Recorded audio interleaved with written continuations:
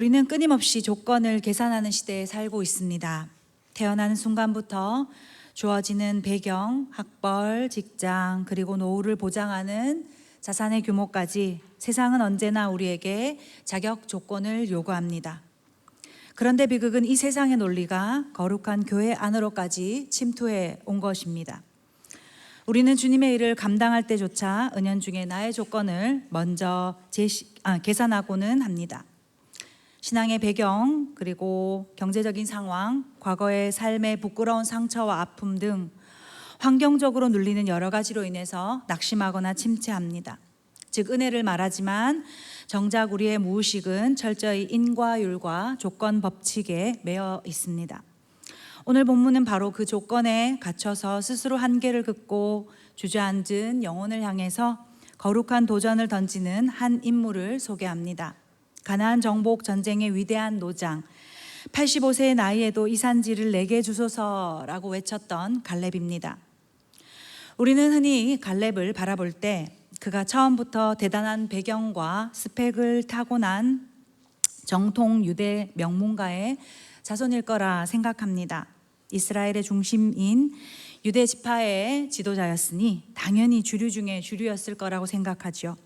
그러나 성경은 우리가 미처 보지 못했던 갈렙의 진짜 신분과 출신을 조용히 그렇지만 정확하게 말합니다. 본문 6절과 4절에 빨간 색깔로 표기된 부분만 읽어보도록 하겠습니다. 그니스 사람 여분네의 아들 갈렙. 다음 절 띄워주세요. 그니스 사람 여분네의 아들 갈렙. 네, 성경은 그의 이름 앞에 그니스 사람이라는 독특한 수식어를 붙입니다. 그나스가 누굴까요? 창세기 15장 19절에 이스라엘 백성들이 가나안에 들어가면 철저히 쫓아내고 진멸해야 할 명단에 속한 그 멸절의 명단에 이름을 올리고 있는 족속이 바로 그나스 족속입니다. 또 출애굽기 12장 38절에 이스라엘 백성이 출애굽할 때 그 대열에 슬그머니 섞여 있었던 허다한 잡족을 의미합니다. 그러니까 갈렙은 순수 유대의 혈통이 아니었습니다. 이스라엘이 가나안에 진입할 때 하나님의 공의로운 칼날, 그 흔적도 없이 사라져야 했었던 저주받은 이방의 피가 갈렙의 혈관을 타고 있었습니다. 거기다 설상가상으로 갈렙이라는 자의 이름의 원래 뜻은 개라고 합니다. 고대 근동 문화에서 개는 사랑스러운 반려견이 아닙니다. 비천하고 거들떠보지 않으며 주류에 결코 낄 수 없는 보잘것없는 존재를 비하할 때 쓰던 욕설이었습니다. 그러니까 갈렙의 출신은 멸절되어야 할 마땅한 이방인이자 이름조차 비천한 개와 같았던 아웃사이더. 이것이 바로 우리가 미름의 거장이라 불리는 갈렙의 태생적이고도 열악했던 진짜 조건이었습니다.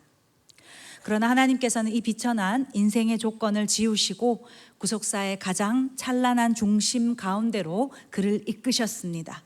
오늘 우리는 이 갈렙의 발자취를 통해 우리의 조건을 지우시고 약속을 이루시는 그 하나님의 부르심 앞에 나아가는 우리 모두가 되기를 소망합니다. 첫 번째입니다. 조건을 지우시는 은혜. 혈통과 출신의 한계라는 큰 벽이 있었던 갈렙의 인생에 영적 대반전이 일어납니다. 본래 하나님의 공의로운 심판의 대상이었던 그나스 족속 갈렙이 이스라엘 왕권의 계보를 잇는 거룩한 유다 지파로 편입됐습니다. 그는 단순히 이름만 걸쳐놓은 뜨내기가 아니었습니다. 민수기 13장 6절을 보면 가나안 땅을 정탐하기 위해 각 지파에서 가장 쟁쟁한 지휘관들을 한 사람씩 뽑을 때 그 유다 지파를 대표하는 최고의 지도자로 당당히 선출된 사람이 바로 그나스 사람 갈렙이었습니다. 어떻게 이런 일이 가능했을까요? 심판의 대상에서 축복의 주인공으로 그 존재의 근본이 뒤바뀐 신비의 비결이 무엇일까요? 사실 질문을 바꿔보아야 합니다. 갈렙이 무엇을 잘해서가 아니라 하나님께서 갈렙에게 어떤 은혜를 베푸셨는가를 보아야 합니다. 갈렙의 신분 변화는 철저히 하나님의 전적 택하심과 언약적 관계에 근거합니다.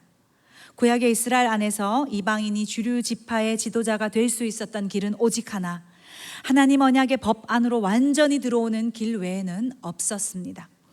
그러니까 갈렙의 인생이 은혜로 역전된 것은 하나님께서 모세를 통해 선포하신 그 언약의 말씀에 완전히 굴복하고 완전히 순복했기 때문입니다. 가네스 바데아에서 온 백성이 불신앙으로 폭동을 일으키며 지도자 모세를 향해 돌을 치려고 했을 때, 모두가 하나님과 약속을 내팽개치고 애굽이라는 과거의 조건으로 돌아가자고 울부짖을 때, 오직 갈렙은 옷을 찢으며 모세가 대변하던 하나님의 편에 있었습니다. 우리는 여기서 갈렙의 행동을 영웅시하는 오류를 범해서는 안 됩니다. 갈렙이 모세와 연합하고 언약을 붙들 수 있었던 것 자체가 하나님의 전적 은혜였습니다. 본래 개와 같았던 인생, 진멸당해야 마땅했던 그나스 사람에게 하나님의 말씀을 들을 수 있는 귀를 주시고 그 약속을 믿을 수 있는 겸손한 마음, 충만한 마음을 주신 분이 바로 하나님이신 걸 기억하시길 바랍니다. 이 역전의 은혜는 오늘 우리에게 어떻게 완성되었습니까? 우리는 본래 갈렙보다 더 비참한 자들이었습니다. 에베소서 2장의 선언처럼 우리는 죄와 허물로 죽었던 자들이고 약속의 언약들에 대한 외인이고 세상에선 소망이 없고 하나님도 없는 자들이었습니다. 우리 역시 영원한 진멸을 받아야 될 심판의 조건만을 가득 안고 살아갔던 자들이었습니다. 그러나 참된 유다 지파의 사자이시며 모세와 비교할 수 없는 영원한 언약의 중보자이신 예수 그리스도께서 자격 없는 우리를 위해 십자가에서 피 흘려 죽으심으로 우리의 비참한 죄인의 조건을 완전히 없애어 주셨다는 것을 믿으시기를 바랍니다. 그러므로 내 상처, 연약한 조건, 내가 낙심할 수밖에 없는 그러한 여러한 조건을 가지고 장난질하는 사단의 속임수에 속지 않는 우리 모두가 되기를 원합니다. 복음은 우리의 조건을 고쳐서 쓰는 것이 아니라 우리의 조건을 십자가에 못 박고 예수 그리스도의 완벽한 조건을 우리에게 덧입혀 주시는 하나님의 능력이신 줄 믿습니다. 그래서 우리는 반드시 기억해야 합니다. 복음은 내 자격의 조건을 계산하는 것이 아니라 그리스도께서 이루신 완벽한 조건을 찬양하는 것임을 믿습니다. 두 번째입니다. 일상에서 증명되는 겸손함입니다. 성경이 갈렙의 인생을 평가하는 가장 명예롭고 위대한 수식어를 오늘 본문 8절과 14절에 고스란히 반복해서 표현하였습니다. 8절과 14절에 빨간 글씨로만 읽어보도록 하겠습니다. 나는 내 하나님 여호와께 충성하였으므로. 네, 14절입니다. 이는 그가 이스라엘의 하나님 여호와를 온전히 쫓았음이라.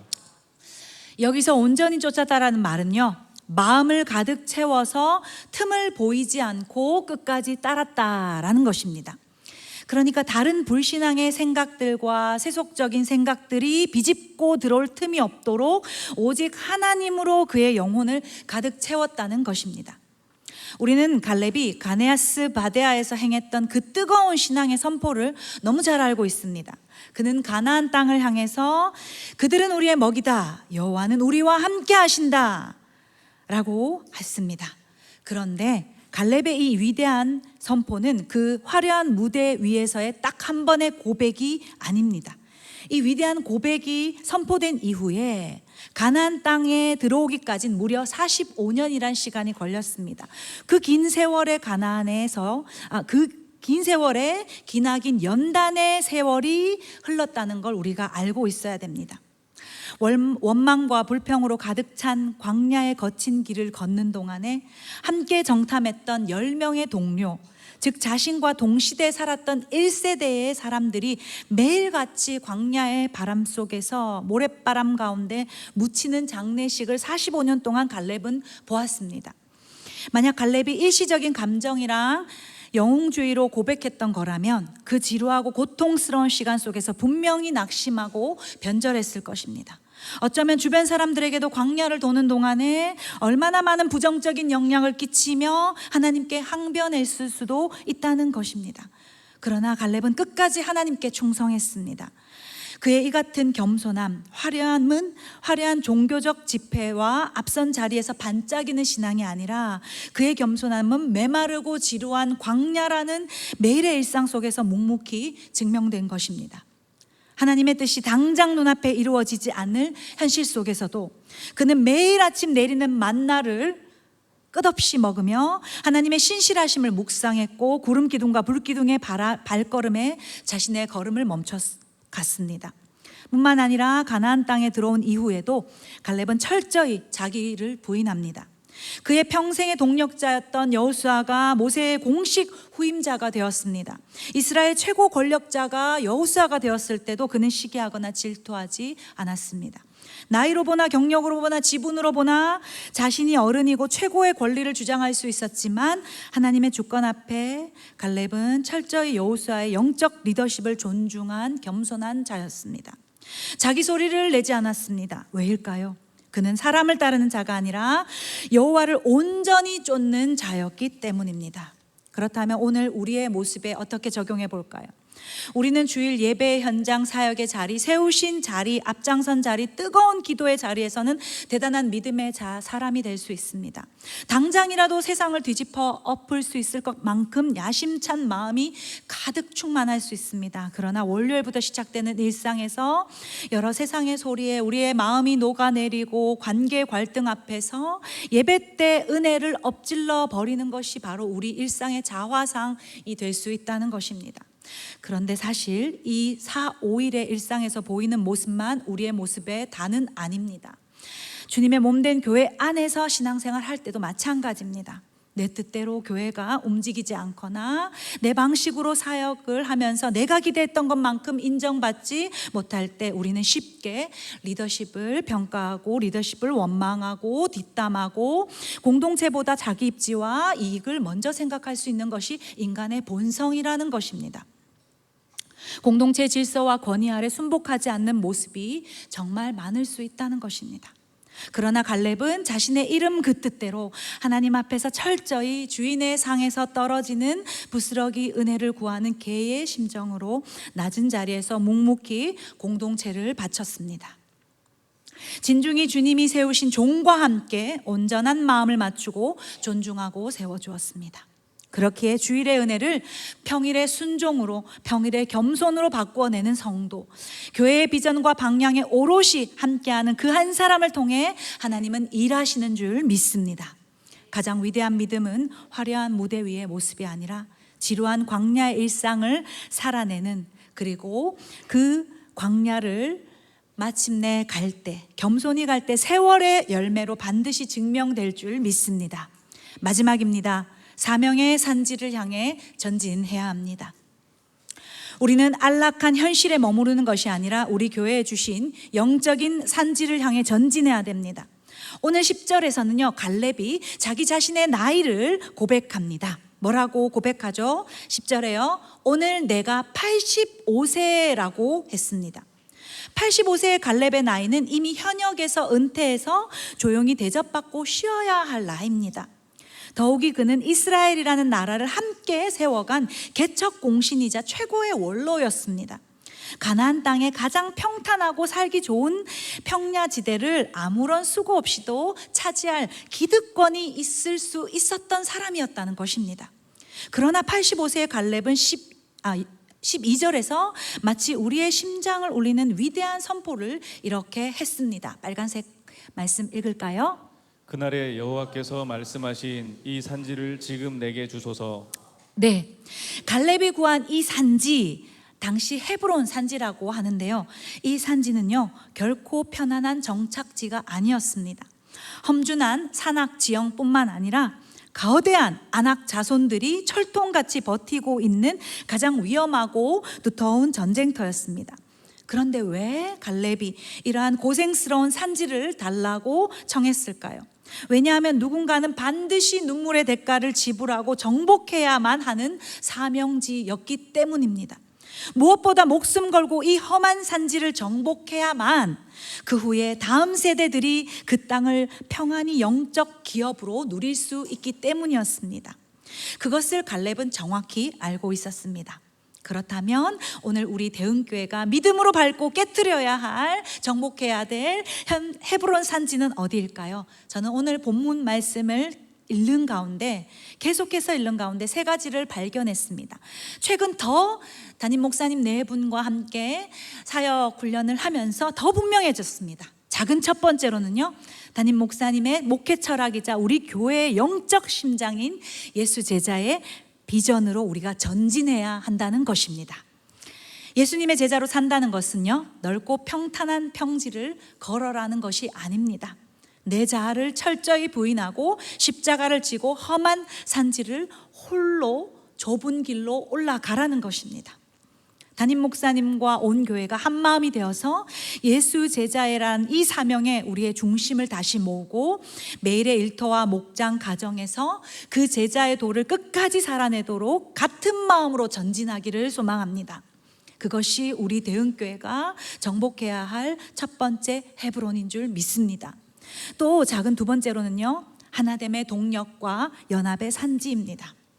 어제 새벽에도 유치부 교사 선생님들의 수고와 헌신으로 빚어진 귀한 인형극을 통해서 깊은 감동이 저는 있었습니다. 이렇게 우리 교회는 정말 보이지 않는 곳에서 수고하고 헌신하는 평신도 분들이 참 많습니다. 그러나 그 수고와 헌신이 자기 뜻이 아니라 교회와 담임 목사님 네 분의 뜻에 맞출 수 있기를 원합니다. 저도 겸손히 자기 소리를 내지 않고 묵묵히 함께 동력해 주시는 분들을 보면 참 고맙고 뭉클할 때가 많습니다. 그러나 이 연합과 동력에 사단은 가만히 있지 않습니다. 왜냐하면 사단은 분열의 영이기 때문입니다. 그렇게 내가 갈렙처럼 모세와 여호수아를 온전히 세워가는 하나 되는 사명자인지, 또 내가 가는 곳마다 연합이 일어나는지 저부터 비롯하여서 더 성숙하게 잘 점검하는 우리 모두가 되기를 소망합니다. 마지막으로요, 앞으로 교회의 심장이 될 다음 세대의 산지입니다. 지금 이 시대는 우리 아이들에게 험악한 세상의 음란과 타락한 가치관이라는 안악 자손들이 우리 아이들의 믿음을 끊임없이 위협하고 있습니다. 제자 비전에서 왜 이렇게까지 피 터지게 우리가 훈련해야 될까요? 우리 부모와 어른 세대인 우리가 육적인 신앙생활을 버리고 무릎으로 기도의 헤브론 산지를 정복해야 하기 때문입니다. 2인자의 자리에서 여호수아를 묵묵히 동력했던 갈렙처럼 보이지 않는 곳에서 눈물로 제단을 지키며 지금까지 수많은 헌신으로 이 제단을 지켜오신 분들이 계셨기 때문에 우리 교회가 여기까지 온 줄 믿습니다. 이제 우리 다음 세대가 그 거룩한 기도의 바통을 이어받아 이 세상의 산지를 정복하기를 소망합니다. 이제 말씀을 정리하겠습니다. C.S. 루이스가 이런 말을 했습니다. 함께 읽어보실까요? 천국을 지향하면 세상을 덤으로 얻으나 세상을 지향하면 둘 다 잃는다. 평지를 구하는 자는 사명을 잃고 산지를 구하는 자는 기업을 얻는다. 네, 갈렙은 이방인이라는 비천한 조건을 은혜로 지우고 오직 하나님의 약속만 품고 그 약속만 바라보며 인생을 걸어갔습니다. 거친 광야의 일상에서 겸손과 순종으로 증명했고 다음 세대에게 믿음의 지경을 넓혀주려 기득권을 버리고 헤브론 산지로 나아갔습니다. 그 순종의 결과로 오늘 본문 마지막에서는 이렇게 기록했습니다. 그 땅에 전쟁이 그쳤더라. 그 땅에 전쟁이 그쳤더라. 진정한 샬롬이 선언되었습니다. 우리 각자에게 질문해 봅시다. 지금 나는 진정한 샬롬을 가져다 주는 그 땅에 전쟁을 그치게 하는 자입니까? 오늘 이 새벽 자리와 기도로 제단을 지키는 성도님들과 우리 아이들 모두가 바로 이 시대의 갈렙인 줄 믿습니다. 눈앞에 문제가 안악 자손처럼 견고할지라도 십자가적 사명으로 전진할 때 이 땅의 교회는 결코 무너지지 않는 줄 믿습니다. 담임 목사님의 목회 비전을 따라 일상에서 예수 제자의 삶을 살아내기 위해 몸부림치고 가정과 교회, 이 땅을 위해 눈물로 기도의 산지를 구하면 주님께서 교회와 이 땅을 향한 이 모든 영적인 전쟁을 그치게 할 줄 믿습니다. 우리 모두가 사명의 산지를 정복하고 다음 세대에게 가장 영광스러운 믿음의 유산을 물려주는 복의 통로, 대흥의 모든 믿음의 명문 가문이 다 되시기를 소망합니다. 우리 말씀을 기억하며 함께